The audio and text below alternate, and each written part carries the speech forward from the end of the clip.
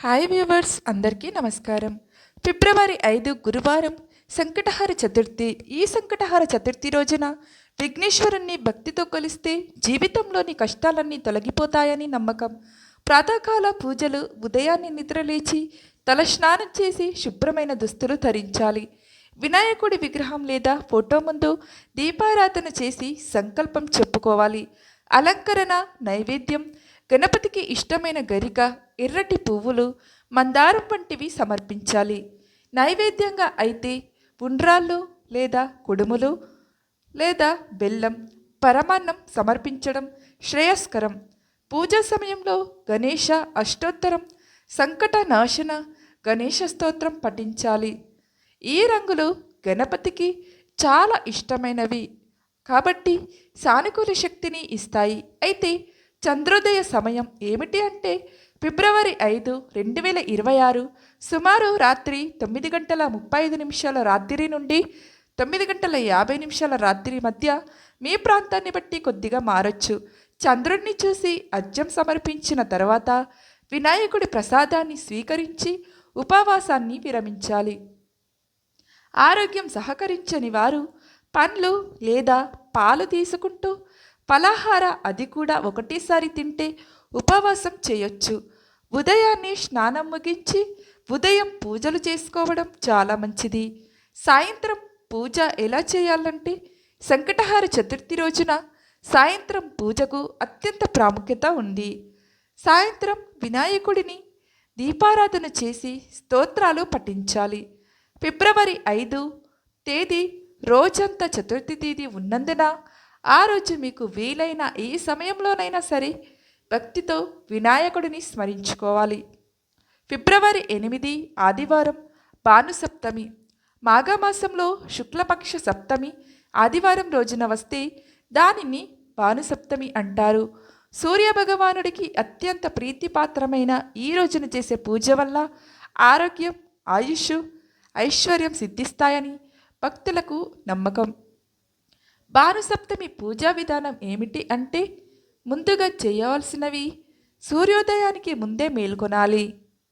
నదిలో లేదా పవిత్ర జలాలతో స్నానం చేయడం ఉత్తమం. స్నానం చేసే నీటిలో కొన్ని అక్షంతలు వేసుకొని ఎర్రటి పుష్పాలను వేసుకుంటే మంచిది. అలాగే సూర్యునికి అర్ఘ్యం. సూర్యోదయ సమయంలో రాగి పాత్రలో సూర్యునికి అర్ఘ్యం సమర్పించాలి. ఒక పాత్రలో నీరు, కొంచెం బెల్లం, ఎర్రచందనం, ఎర్రటి పూలు వేసుకొని ఓం గ్రని సూర్యాయ నమః అనే మంత్రాన్ని జపిస్తూ నీటిని వదలాలి. పారాయణం అలాగే మంత్రాలు. మాఘమాసంలో శుక్లపక్ష సప్తమి ఆదివారం రోజున వస్తే దానిని భానుసప్తమి అంటారు.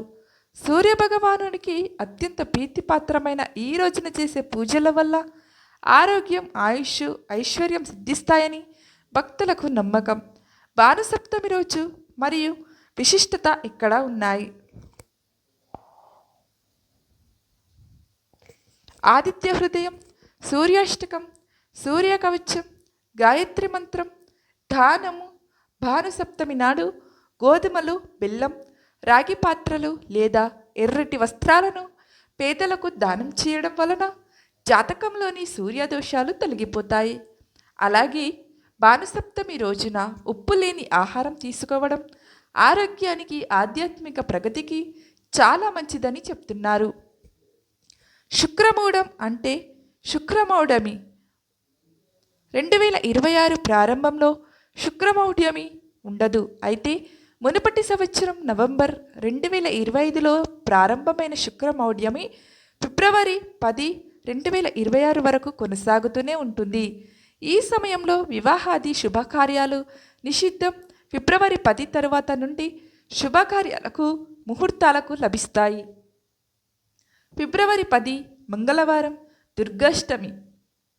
మాస దుర్గాష్టమి మాఘమాస కృష్ణపక్షంలో వచ్చే ఈ అష్టమిని దుర్గాదేవి ఆరాధనకు ఉపయోగిస్తారు.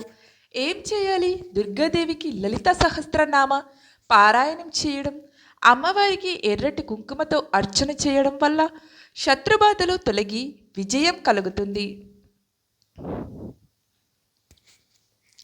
ఫిబ్రవరి 14 శనివారం, శని త్రయోదశి. శనివారం శని త్రయోదశి తిథి కలవడాన్ని శని త్రయోదశి లేదా శని ప్రదోషం అంటారు. శని దోష నివారణకు ఇది ఉత్తమమైన రోజు. ఏం చేయాలి? ఉదయం లేదా సాయంత్రం శివాలయానికి వెళ్ళి శివునికి అభిషేకం చేయాలి.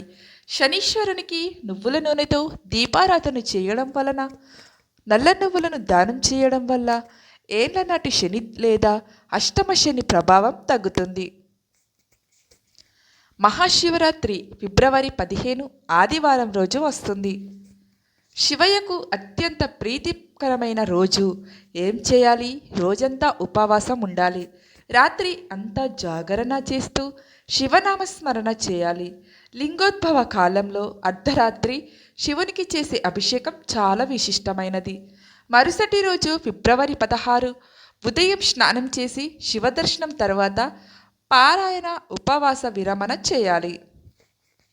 ఫ్రెండ్స్, మా వీడియో కనుక మీకు నచ్చినట్లయితే ఒక లైక్ కొట్టి షేర్ చేసి ఓం నమ శివాయ, ఓం నమ శివాయ అని చిన్న కామెంట్ పెట్టండి. అలాగే మరిన్ని మంచి మంచి వీడియోస్ కోసం మా ఛానల్ని సబ్స్క్రైబ్ చేసుకోవడం అయితే అస్సలు మర్చిపోకండి. ధన్యవాదములు. ఓం నమ శివాయ, ఓం నమ శివాయ, ఓం నమ శివాయ.